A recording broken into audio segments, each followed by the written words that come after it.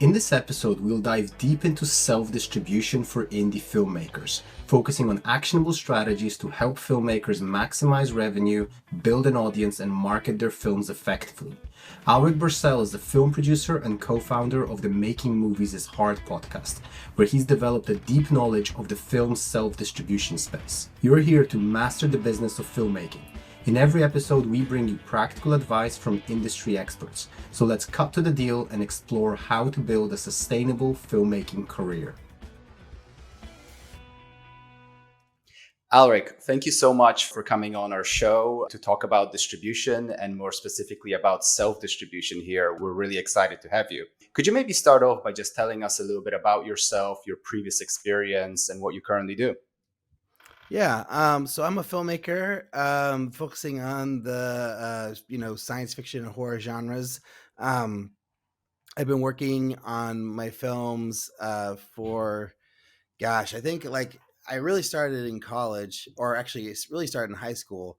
But I kind of count like my first like professional short film as a film called Strange Thing, which I made in late 2012 that came out in film festivals in 2013, and then I think was released online in 2014, I believe. And it's a science fiction horror short, and I'm really proud of it. And it was sort of the kickoff for me as a filmmaker, and like was kind of a test too. Like I was like, okay, if I do this, I make this short film and I enjoy the process, like then I'm gonna continue and like try to make a feature as my next project. And that was back in like 2013 or 2014 when I kind of knew the answer, like, okay, I'm going to continue with this and like go on and make my feature.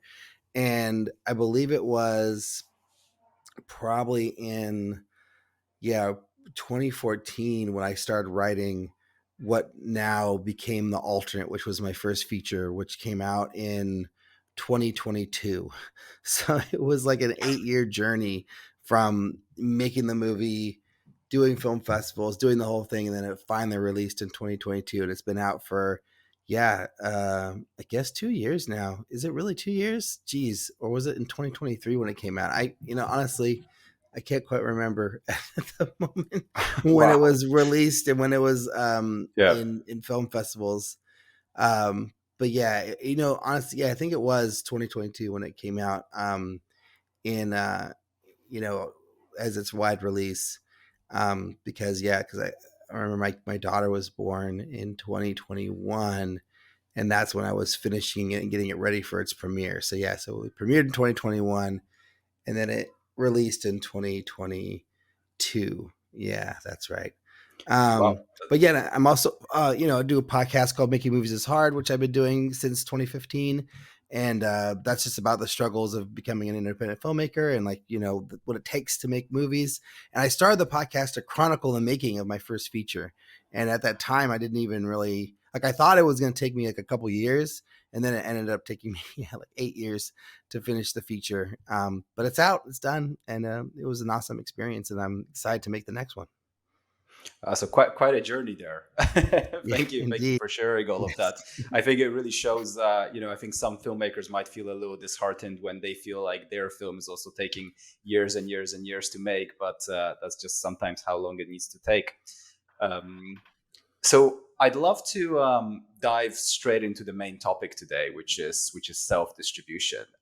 Perhaps starting off with specifically in practical terms, what is self-distribution for someone who has never done it, and what can filmmakers expect from the journey of going down the road of self-distribution? Yeah, so self-distribution has become really popular in the last few years as a way to get your movie out into the world because, with distributors, they're taking, such a big cut of your movie, and the business is getting harder and harder and harder. So it's harder to find a reputable distributor to like take on your movie. And there's so much content out there that the distributors are having a really hard time finding content that has been vetted and, they want to put out into the world.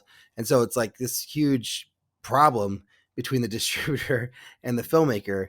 And the truth is, like, if you don't really have like a very strong film festival run, or you don't have stars in your movie to begin with, then it's really hard to like get a good distribution deal that's going to like really work for you. And even if you do those things, like it's still really hard to get a good deal that's going to work out for the filmmaker, because a lot of the time, like, you're going to get like some sort of minimum guarantee up front from the movie. And then like the back end part, like it's really hard to see that money on the back end. And if you do see the money on the back end, like it could take many, many years, or you have to be kind of lucky to like have that actually work out in your favor, with the way that the distributors are working, and just the way that the business is, with how much demand is out there, and how many different like movies and shows and like whatever content is being pumped out to people. And there's so many options. It's really hard for like indie movies to stand out and to like get noticed and make enough money for the distributor to pass that money on to the filmmaker. So self-distribution is like a way to like circumvent that and like bring all the money directly into you, at the filmmaker, um, which is a Mhm. pretty like, attractive thing, especially when your movie is being made for like less and less money. Like, let's say you make your movie for 50,000 or even under $50,000. It's like suddenly self-distribution can be a way where you can get the return on your investment. I would say easily, but like it's definitely possible, but it all kind of comes down to you as a filmmaker to like, put the time and their energy in to like, create your audience, like build the people who want to watch your movie, like find, not build them, but find those people, and build that audience, through social media, through, even like the building of the making of the movie, like like as early as like doing a crowdfunding campaign, all the way to like through making it, through marketing the making of it, like, connecting with people as you're making it. And then when it's done, like going to film festivals and creating that audience through like different screenings and everything, and the festivals you get into. And then it kind of becomes this huge thing that you can like, you have this audience that have been following your movie like since the making of it, like many, many years ago in most cases, or a lot of cases. And then, when you're ready to like actually release the movie, like you can market directly to those people, either through Facebook or through, hiring your own PR company, and not like getting a distributor to hire a PR company, but like saving some budget aside for you to hire your own PR company that'll help you, pump the movie out and get it out to people, and like do a trailer release and all that stuff.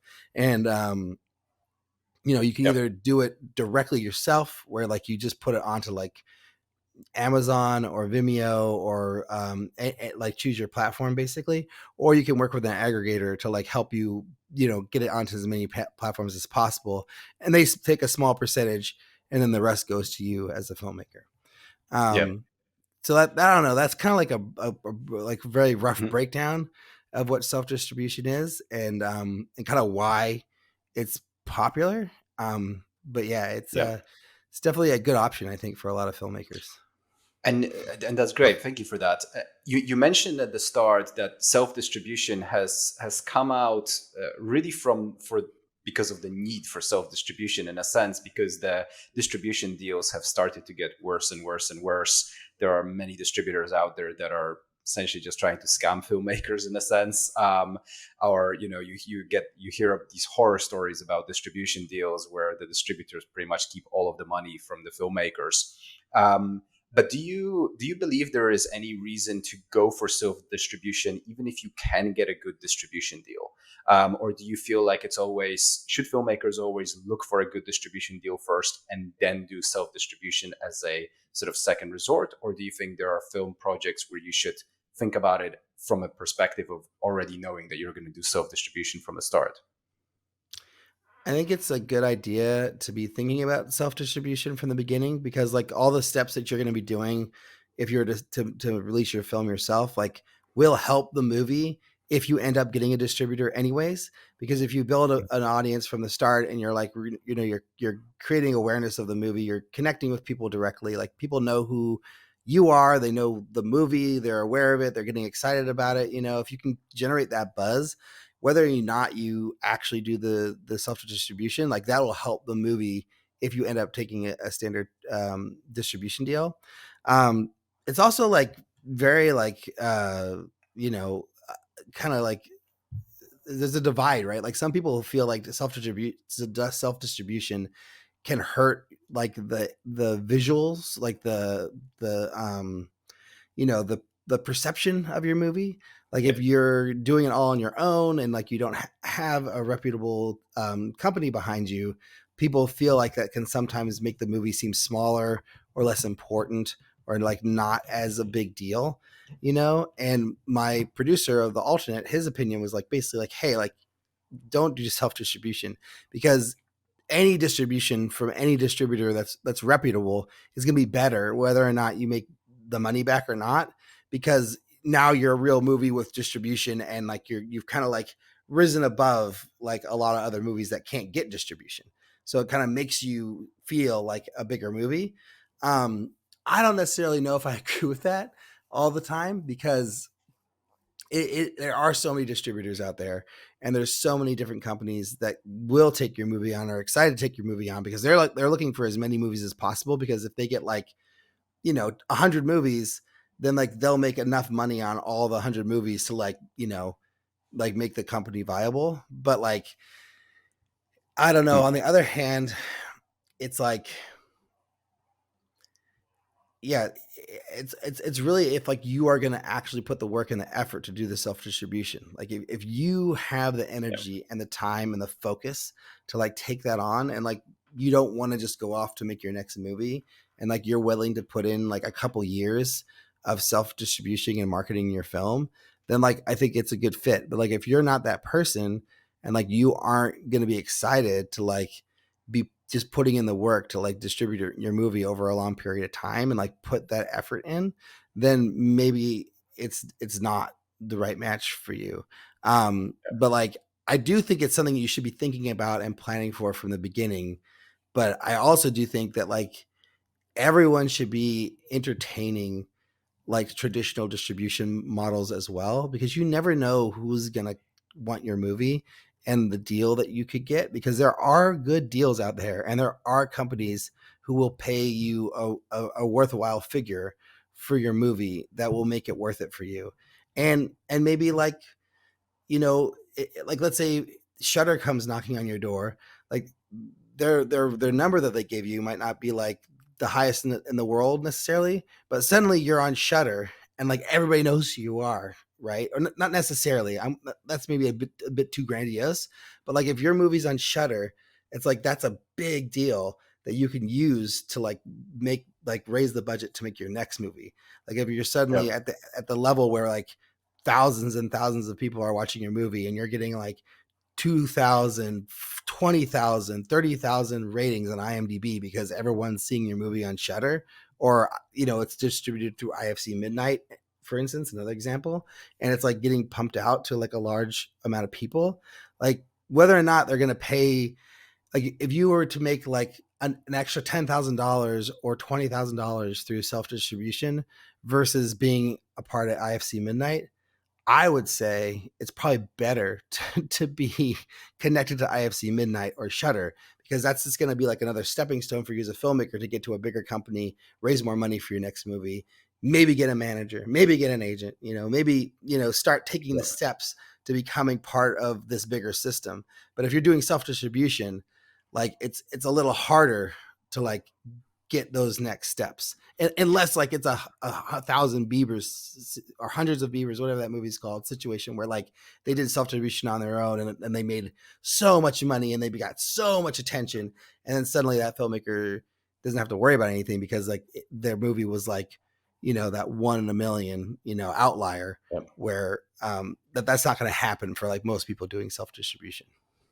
Yeah, and I think an important point you raised there is that the filmmaking journey is a marathon, not a sprint. And I think a lot of people are using sort of finite tactics in what is an infinite game, right? Where you're not just trying to make and distribute one film. If you actually think about the broader picture of making the next 20, 30 films over your lifetime, then you can actually have a better strategy even with just that one.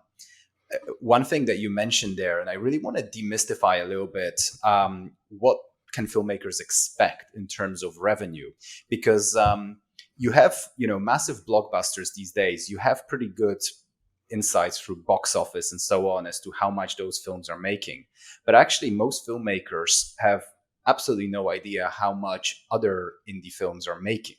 And I'm wondering whether there's any ballpark figures that you've heard from, for example, your podcast. You've had quite a few different guests as to how much money indie filmmakers are actually making from self-distribution, where they go out on their own, they put their film on Amazon, or maybe they manage to get it onto Tubi or other platforms. How much can filmmakers really expect to make? I mean, is it actually feasible for them to make over 100K, for example, on that film? Yeah. You hear all kinds of things, I feel like there are examples of people who are making like $50,000, $100,000 over time, on their movies, or even like 50,000 in direct transactional VOD, direct to the people who want to buy their movie. But I feel like those examples are like few and far between. Like I think a lot of people are not getting like the huge returns, on their movies, either through Tubi or through and other AVOD, services, or like directly from like transactional, like through Amazon or Vimeo even, or Apple Movies, like whatever. Like I feel like those returns like are not that great, like on my movie, like there certainly weren't breaking the bank like on transactional. And I mean, I did a good push on marketing. Like I had like hundreds of thousands of people who saw the movie, the movie trailer, like we had like 150,000 watches on one site, and then like 10,000 here, 20,000 there, 5,000 there, like it was getting seen by people, but like those views like didn't translate into purchases or rentals, like it just didn't work that way, or if they were seeing it on seeing the trailer, they were often like pirating it, or like finding another way to watch the movie, which like you can't really control. Like that's just going to happen no matter what, Yeah. so like I think in the end, like you need to be really realistic, like with how much money like you think you can actually bring in through your self distribution. Like I think if you're looking at $100,000 as like the goal, like I think like you should shoot for that, but like I don't think that necessarily you should be expecting that you're going to hit Yeah. that number in 6 months or 3 months. Certainly not. Like maybe over 5 years, like you could Yep. get there, but like I don't know. That's a pretty tough number to reach. And like you would have to have like a lot of awareness around your movie and like really be pushing it to a lot of different people, and probably be spending like upwards of $20,000 to $50,000 on marketing in order to get to that number, which like, hey, maybe that's not a bad way to look at it. Like if you invest $20,000 or $50,000 and then like you're hoping to get to 100,000, like maybe that will be in your future, but like Yep. I don't know, it's Mhm. definitely a tough game. Like I think like what you really should be realistically expecting with self distribution is like like as much time and energy you're willing to put in, like that's what you're going to get back, so like if you're willing to work on it for 5 years and like be hitting like like Facebook ads and making like doing screenings and really hustling, like I think that you can see that kind of return. um but if you're thinking like you're going to put 3 months into this thing, hire a PR company, and like drop maybe $10,000 on the marketing of the movie, like you're probably not going to be seeing like $100,000 of returns, like maybe, but like Mhm. I think it's a really tough game, and like you have to have a big audience if you're going to be able to actually hit those numbers. And people get really excited about like, oh, like I've got people in my movie like all combined we have like 1 million followers, like between my actor and my director and my other actor and like the DP, and like you put everything together and it's like it's a million people that we can reach on social media. But it's like I don't think you can really plan on a million people like buying your movie. Like I don't even think you can plan on like 10% of that million buying your movie. You could probably maybe plan on like between 1% and 3% of those people, buying your movie. So like, I don't know. It's just it's a big challenge. And I'm not saying that like you shouldn't go for it and you shouldn't like attempt this, but I think you just need to like set your expectations to something realistic, and just think like, if yeah, let's say I made a movie for $40,000, like, yes, like I think I can get $40,000 back on my movie over 5 years. Like that seems reasonable. But if you spent like $2 million on your movie, like I don't think that like you should expect, unless you have like some sort of star power or some sort of other connection, that you're necessarily going to see $1 million or $2 million back on your movie in the life of the movie. Like that's just a lot of money to bring in through self distribution. Yeah, definitely. You mentioned audience there, and I'd love to move into how filmmakers can actually build up their audience. So even before the film is shot, and after, but really before the release, and specifically because I think a lot of filmmakers hear pretty sort of generic advice out there. Yeah, you should just hustle on social media, and yeah, and so on, therefore I wonder, from your own experience or from other filmmakers that you've interviewed, have you heard some really interesting or perhaps unique stories of how filmmakers manage to build an audience around their film in a way that really helped with the release? Perhaps a specific strategy that filmmakers might have not heard of, or perhaps a specific strategy within the realms of things that people have heard of, on how they can actually build an audience in a way that doesn't break the bank, not spending too much money on advertising, but in a way that's actually meaningful. So I feel like it comes down to like your interest and ability to like engage on social media. Like I think like for the people who really enjoy being on social media and interacting with people, like I think there is a really great opportunity there to like really create a community around your movie or your movies, and like interact and kind of create that that excitement over like what you're going to release next. And there's a few people who I know on Facebook who do a really good job of it. And what they do is they basically like engage with people, and it's not about your movie all the time, right? Like it's really about connecting with people about the movies they like, oh, like posting behind the scenes of a favorite movie, or like doing like lists. Oh, hey, like I saw this movie, or I saw these 5 horror films, like which one's your favorite? Have you seen any of these? Let me know what you think. Like just posting those kinds of things like on a daily basis, I think is really a good way to start engaging with people and to like connecting with other people who are like-minded, who like the things that you like. And then I think also just talking to people directly about like what you're struggling with your filmmaking. Like I think there's some really awesome filmmakers who I'm constantly seeing, engaging and like kind of creating, a lot of talk back about different topics. Like Noam Kroll's one, who's I've been on Noam's podcast. Noam's been on my podcast, and Noam is just really great on connecting with people and like, creating conversations about filmmaking, on their social media channels. And I think that kind of engagement is like how you create, a community around, your brand, and, create a bunch of people who are going to be interested in seeing the next thing that you make. Jason Horton's another guy who does the same thing. And, he's made hundreds of features, I think, at this point. And, he's got like so many different people who are connecting with him on a daily basis about filmmaking, and not only related to his movies, but just to the strife of indie filmmakers in general. And like, what are we doing to get our movies released? And I think those are the people that I actually end up engaging with myself on social media, because what they're putting out there is interesting. Personally, like I'm not a person who likes to engage on social media on a daily basis. Like I tried for a long time to be like the Twitter person, to be the Facebook guy, and like to be posting all the time about filmmaking topics and the movies I've seen and things. And it was fun for a while, but like at some point, like I just get so burnt out being on Facebook and any social media platform, Instagram, whatever, any of them. It's just not the thing that I enjoy doing. And I'm like openly free to admit that.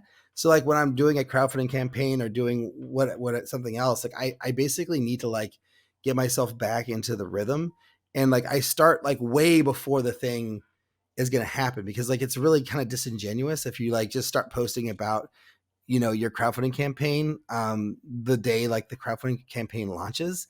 Like that's just not like that, like bothers people, and it's like kind of like not really a good way to interact. So if I'm going to be doing something like that where I want to be have a social media presence, like I'll start like engaging with people on social media like way ahead of time to sort of get back into it and like start to like kind of create that community again, and then start posting about my my movie, my next project, like whatever is happening, because I just think that's a better way to interact with people in general, and I think it's a better way to like have that kind of natural like organic engagement that doesn't just feel like transactional, like, hey, I'm doing a crowdfunding campaign, give me money now. Yep.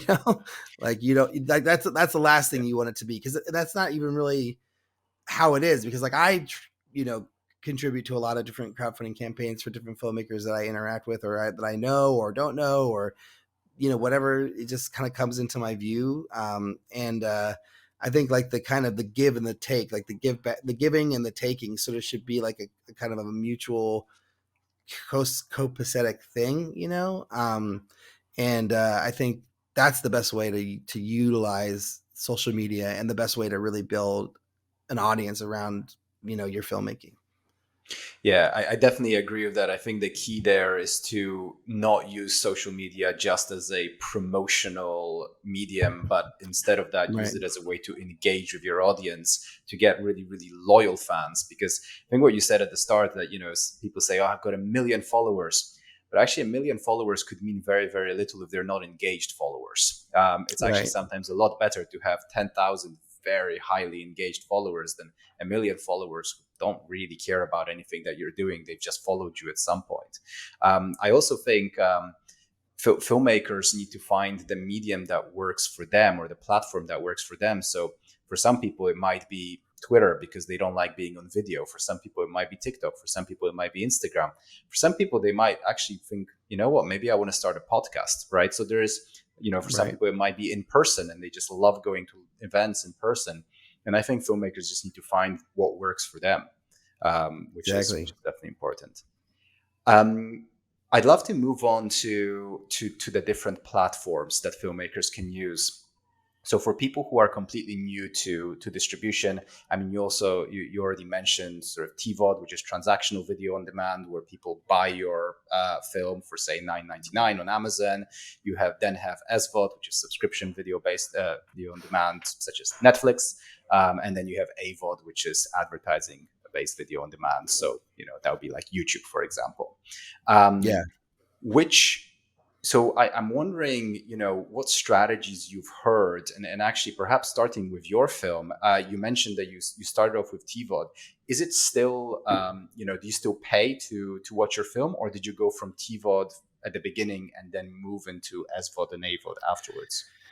Yeah, so definitely started with TVOD, and I can't remember the window we had. It was probably 3 to 4 months of TVOD, like maybe September through to like through the end of December, and then I think we did AVOD next in January or February or something like that, and then we went to Tubi and to I think it was just Tubi was the one that we went with, and then as things continued, we started to like open up to different things. Like, my distributor also has a YouTube channel that they use for AVOD basically, and so then we went to YouTube too, and then we went from there. I don't exactly remember when, but I think it was around a year later. I think actually when we did Amazon, we went from being on Amazon transactional to being Amazon Prime, and so that kind of went into like the next level to the subscription based. We tried to get on Netflix, we didn't get on Netflix. I think we tried to get on Hulu, we didn't get on Hulu. They pitched all these people early on, and I think we would have taken Hulu right away and like maybe skip transactional, or HBO Max, like if that had worked out, but I think if you aren't going to get those kind of like a big deal from one of those subscription based platforms, I think starting with transactional is not a bad way to go. Although I would say maybe transactional was so bad for me. Like we really didn't do very well on transactional that like I might have maybe, you know, depending on like what my distributor would say or like what my team would be, you know, my team's advice, like I might end up just doing AVOD first, because I think AVOD, you can reach a lot of people really quick. And I think if you get a big enough splash on AVOD, like you can sometimes end up getting really big returns from there.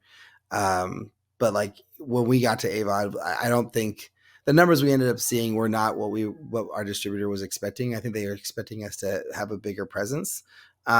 But you know, it is what it is. You know, there's Yeah. just so much content, and it's really hard to stick out on any of these platforms. You know. I think especially right now, people are not used to paying for films, even when they're massive blockbusters, right? So then when you talk Yeah. about indie films and actually purchasing a film, that is a massive thing, right? Like nearly no one buys films anymore because you have so much free content out there. Have you heard other filmmakers, perhaps from your podcast, who have had success with TVOD? I think TVOD works really well on the self distribution side, because people are, if you can really build up the excitement and the awareness of your movie, like when it's time for the movie to come out, people are pretty generally pumped to like rent or buy your movie. So I think that could be a strong way to go, you know, and then with the pre-sales and all that stuff too, like I think people can get some pretty good pre-orders if you really have a strong audience that you have created through social media, either Facebook, Instagram, Twitter, or all of them, you know. So I kind of feel like if I was doing self distribution, like I would probably be looking at transactional for the first like 3 to 6 months, like as the way to like really bring in sales. Because if I'm going to go and put the money into to marketing and everything, like I definitely would want to get that return, because like you can get, you know, like $199, you know, per rental, or like, you know, $999 per purchase. And if you put your effort in, if you've like included you know, different uh special features and things like that that you can like, you know, incorporate into your transactional, I think you could do that these days, where you can like actually have like, you know, all your bonus features connected to your Mhm. movie.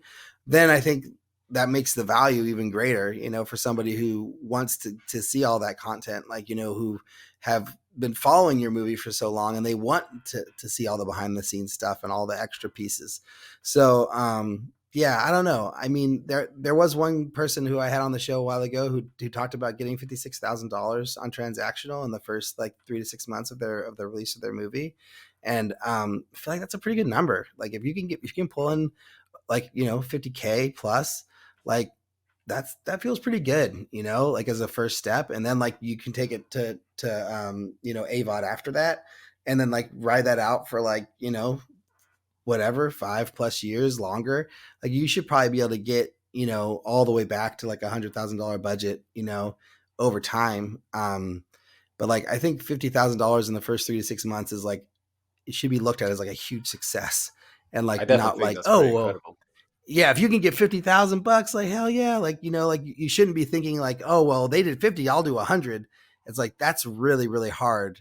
Like if you can get to 50 through your audience and through the people that you know are talking to about the movie, and that like, you know, through your community, like that's pretty fantastic. Yeah, and just to put it into perspective, you know, if between, you know, the difference between TVOD and SVOD and AVOD, you know, on TVOD, if your film is, you know, I don't know, selling for $5.99, you know, on AVOD and SVOD, I believe the figures are you get about a cent maybe for an hour that your film is streamed. So, you know, say about a cent for every time your film is watched fully, basically. So your film needs to be watched 600 times fully from start to finish to make the same amount as you do from one person purchasing that film. But at the same time, it is so much more difficult to get someone to buy a film than to just watch it. So it's a Right. difficult balance for sure. Um, Yeah.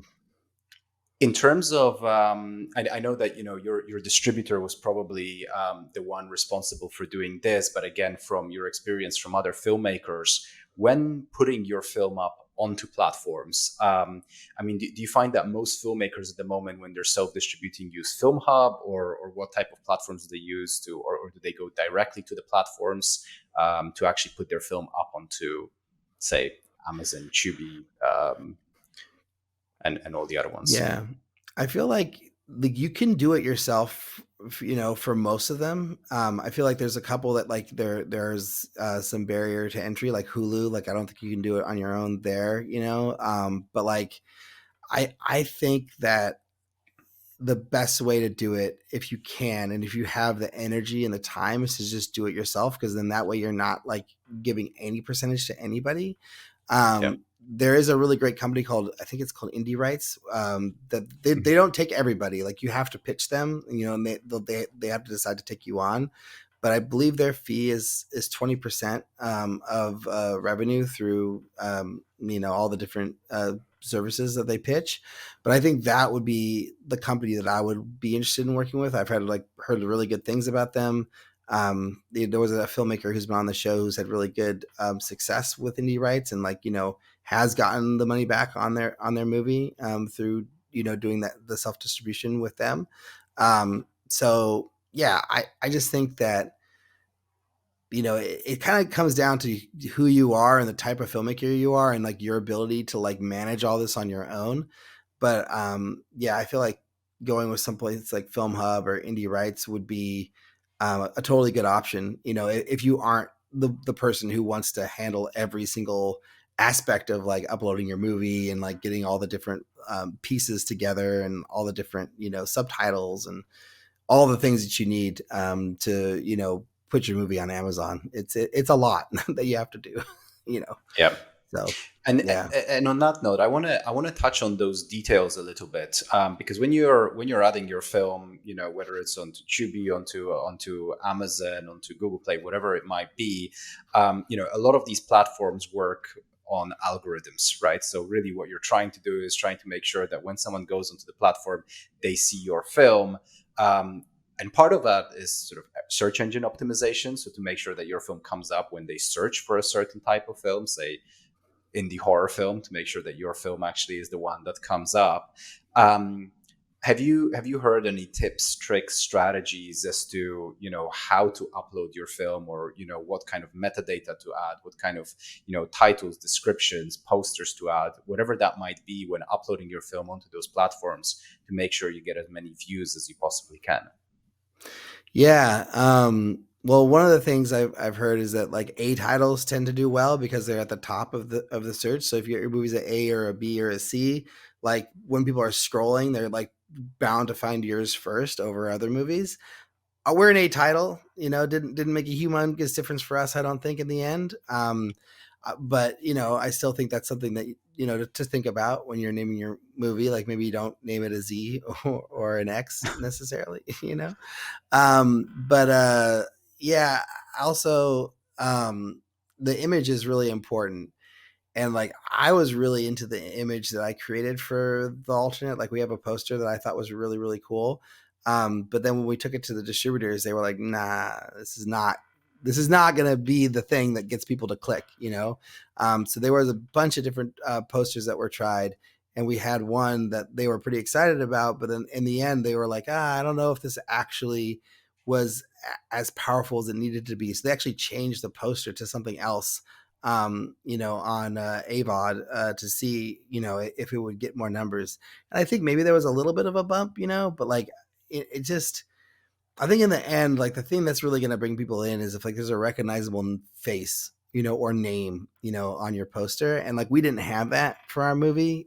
So we tried to like play up the portal angle and like, play up the, the kind of more action elements of it. And like the first image we had was like this projector screen that had the portal and like, our character facing it. And like, I think he was holding a knife or something like that, And then the next one they did was like the two different versions of the character standing next to each other, or like one person, the actor, but then like, two different like lines cut through, and then like one was holding a knife and like one wasn't, or something like that. And they were just trying to like, play up like the drama and the excitement around it. Yeah. but yeah, I mean, I feel like everyone has their ideas of like what is the image that'll get someone to click on something. And I think in the end, like I think as a filmmaker, like you really need to decide like what you think is the most exciting. Like what would you click on, because distributors and everyone's PR companies, they're all going to have their different opinion. But I think in the end, like I think I don't know, maybe this is something I wish I had done, but like I kind of wish I had gone with like my more of my gut of like what I thought was going to be exciting, and like what I thought people would be excited to click on. So if you're doing it on your own, I say just go with your gut, go with what you think is exciting.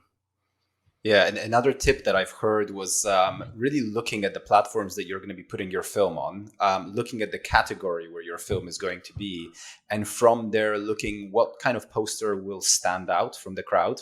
So, for Right. example, when you go on Tubi and you go onto horror films, every single picture is red and black, like those are the two main colors. So if you can actually add a different color into that poster, your poster will stand out amongst the crowd. So that's Yeah. another tip there that I heard from a different distributor. Yeah. That's a great And idea. Yeah. Anything to differentiate yourself, right? yeah, and now once your film is on there, I think most filmmakers really struggle figuring out what are effective marketing strategies to actually drive traffic to those platforms. And I think those divide into organic and paid. So perhaps starting with organic. Again, aside from posting a lot on socials and that, what perhaps worked for you or what worked for other filmmakers in terms of really moving the needle and getting a high amount of traffic to the platforms? Yeah. Yeah. I feel like it's the same that we were talking about before. Like I think it like things that are engaging, that like it takes it out of like watch my movie into like, here's something that I am learning or I found out about, filmmaking, or what do you think about this, you know, post or this article or this movie even, or like oh, this filmmaker tried this thing, like have you tried something similar? I think like those kinds of posts, and maybe with a link to your movie somewhere, on your page, or you know in a different post that you do later, like once you've already done that post. I think those are the kinds of things that really help. I to be honest, like I have not had that much success driving traffic through social media to my movie. Also, because of the reasons I explained, like I just like I'm not like a big social media person, so like I'm not the guy, like, the person to be posting about this like years and years after the movie has come out. Like I kind of just did Yeah. the best I could when the release happened, and then I sort of moved on to the next thing. But I do think that like you know it's really, it comes down to that audience in the end, and making sure that you're not just pushing the same link and the same image and the same thing to them every day or every week or whatever, that like you're making sure to share new things, like new behind the scenes clip, or oh, here's an alternate version of this scene that we tried that didn't work. What do you think of this? Like, would that have worked better? Like, I think the more different new content that you can be providing, the better chance that you can get people to like, continue to check out the movie. Mm. And what about paid ads? Have you, for example, either on your film or again from other filmmakers who have been on your podcast, have you heard of people who have been, using paid ads to drive traffic to those platforms with any kind of success? Yeah, definitely. I feel like picking like a post that's gotten a lot of engagement on its own. So like already like had like a lot of people on it, and then you know boosting that at that post. I think that works really well. So it's like you're not trying to just create a post out of nothing and then boost that one. Like you find one that's already kind of been, had good engagement, and then boost that one after the fact. So I've heard that worked really well for other people. I actually did that a bit on my movie too, like, finding the post that had the most clicks and then boosting that one, to very Right. specific areas where like, the movie played it at this film festival in this state, or this town. So then we're going to target this town because people, may have already heard of the movie or may have already seen it, or like, oh, we appeared at this convention over here. Let's like, post out, like, let's like do outreach to this area where people, have recently seen the movie. Like, I think those kinds of Mhm. things, like being really like targeted with your ad spend is a good idea, rather than just being super like broad. Like, that's going to probably get the least amount of return. But the more specific you can be, and like focusing on areas where like you already have some level of engagement, or potentially have some level of engagement, I think that's probably the best way to go with the paid posts. Interesting. Okay, that's a good tip there. And how about PR, and getting different articles, blogs, and so on written about your film? Is that something that you felt helped you or other filmmakers? And what's the Oh, best way to getting that kind of those pieces written about you? yeah, that has been very helpful, and actually not even just with a feature, but like with short films. So every time I do a short film release, like I try to like reach out to as many blogs and different filmmaking sites as possible to see if somebody would write about the movie or review the movie or talk about the movie. And on Strange Thing, my first short film, I did that, and I found this one blog, this filmmaking blog. I reached out to one of the writers, sent them a bunch of information about the movie, like, oh, we like, like this movie has a Star Trek connection. And so we went to a Star Trek convention, me and my wife, and we handed out flyers, and we got a flyer to Brent Spiner, and, like, we don't know, maybe he'll check it out or whatever. And like, we had this whole, like, I'd written out a whole, like, like a potential, like things that they could write about if they wanted to cover the movie. And what ended up happening was they basically took, like, it wasn't verbatim, but it was like a lot of the information from that movie ended up into their post. And that hit on like a Sunday morning, and then by Monday morning, I think we had like 20,000 views on the movie. Oh, And it wow. was just like a way. I don't know, like I probably had like 10 to 12 different articles written about the movie for that release.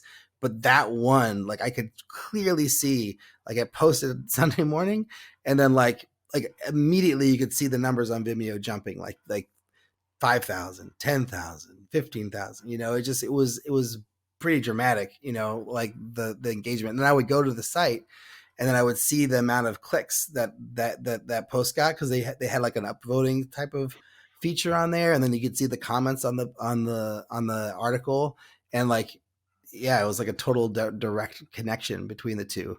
Um, so yeah, I think doing that process for features too is like really important. Like, just trying to reach out to as many different sites as possible.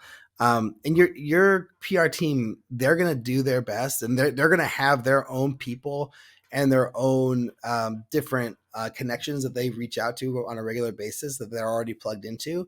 But they may not know like the people that or like have the insight to the different places that your movies have already been written about. So I always try to go back to the places that have posted things about my other projects, and then share my new project with those people. And hopefully that same writer is there. Oftentimes they're not. Oftentimes it's new people or different people, but I at least can go back to the same publication again and be like, hey, you wrote about my movie, or you reviewed this movie back in 2015.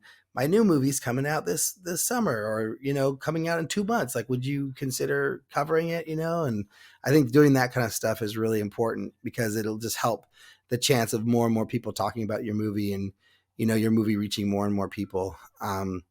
And yeah, I think it's something that you could just say, like, here, PR company, here's like 20 different like blogs that I think you should reach out to. But like, I feel like that might work, but they're probably not going to really push to do people that they don't know already. Like, it's probably better if you do that work, but like let them know like who you're pitching, so they don't cross pitch. Yeah. But like, I think it's definitely something that, like, you can't just like, if you hire a PR company, you basically can't assume that they're going to do everything for you. Like, you have to also step up and put the time and the effort in to be reaching out to, like, yeah, different people to review the movie, different podcasts to be a potential guest, and then blogs to write about the movie. I think it's all like, it's got to be like a full court press between you and everybody on your team. And do you have any tips on how to find the blogs or the journalists who might be, particularly interested in your specific film? I mean, one idea that that's out there is looking on films that are similar to yours, looking on IMDb, and there you can actually find some of the reviews. Do you have Yeah. any other kind of tips or tricks like that to find bloggers? Yeah, so for well, I did this a lot for reviewers. So I would like go onto Rotten Tomatoes and try to find movies like mine that were like in my category, like maybe movies I saw at film festivals that I was in that like I competed against, or just other low budget indie movies that have been covered on Rotten Tomatoes. And any reviewer who reviewed a movie that was similar to mine in the same budget level, I would try to approach them, and see if they would write about my movie. And as to how to find their contact information, you basically just have to do Google searches. And like sometimes you can get them on Twitter and do DMs. Sometimes you can find their email on the website that they work for. You basically just have to, like, sometimes you can find them on Facebook. Like I would use Facebook and like, see if I could, had a mutual friend, or LinkedIn. LinkedIn's really good too. Like you basically have to like use all the different platforms that you have access to see if you can find a way to reach these people. And then to send the most brief, nice, like humble message that you can, that like tells them who you are, what your movie is, and like why you reach out to them specifically.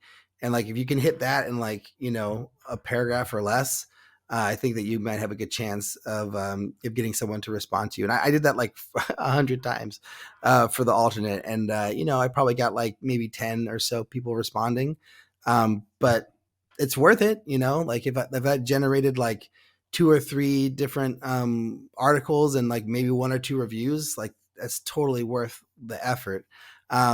The other thing to do, like if it's not just reviewers, but it's like just trying to find blogs and writers, I just search different blogs, different filmmaking blogs, different like all focused around the genre that I'm interested in. If it's like science fiction or horror, just like search those lists and find those blogs that are current, that are like actually posting about things now, because like there are a lot that exist that like maybe stopped 5 years ago or 2 years ago or 3 years ago, but you want to make Yeah. sure that whatever you're reaching out to are current.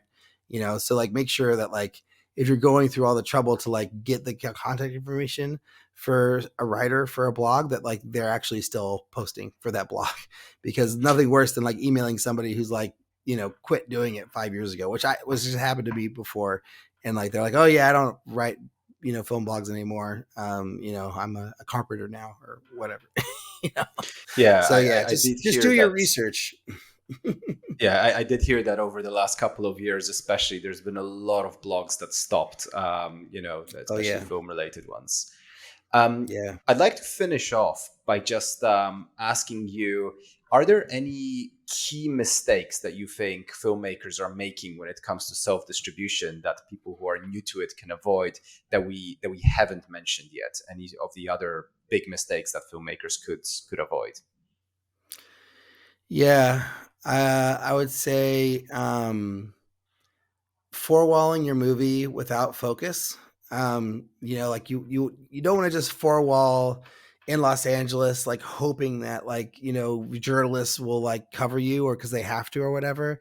Like I think if you're gonna do some sort of theatrical release, that you want to be very, very specific and focused on like what that is, and like make sure that you've got a plan to get as many of those seats filled on your own, and not just like hoping that like Vanity Fair or Variety or whoever will write a review of your movie just because it happens to be playing in their area.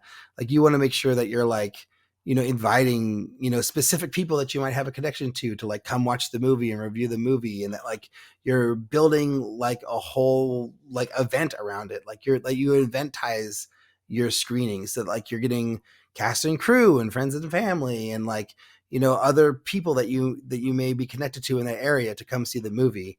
And then you're also inviting critics and journalists to come check it out at the same time, because like I feel like some people just like feel like, oh, I'm just going to four wall it, but then like they don't necessarily get the engagement that they hope from that, because they didn't put the time and the effort to actually promote it properly. The other thing, I think we kind of alluded to this a little bit, but like just expecting that you can like, self-distribute, like get your movie on all the platforms, do a couple of social media posts, and that then it'll be done. Like just know that if you're going to self-distribute your movie, that this is going to be a full-time job that you're going to be putting time into every single day for like the next year, at least, if not longer. Let me see. Anything else? Yeah, I just think like set your expectations accordingly, and like what you said, like if like you think, oh, I've got a million different followers from all these different people who are part of the movie, don't just assume that because like you've got an actor in your movie who's got like 500,000 followers, that they're going to actually engage with those 500,000 followers about your project. So like make sure that if you're going to bring somebody into your movie, that they're going to actually be willing to post about it and to continue to post about it. Not just do one post, but like do a series of posts and engage with your posts, and that they're like actually like committed to the project beyond just showing up and taking a fee and like acting in your movie. Like that they actually want to be engaged with it for a long period of time. That's great advice there. Alrik, thank you so much for sharing all of your knowledge, all of your experience, all of your different strategies and tips and tricks. It's been great speaking with you. So thank you so much.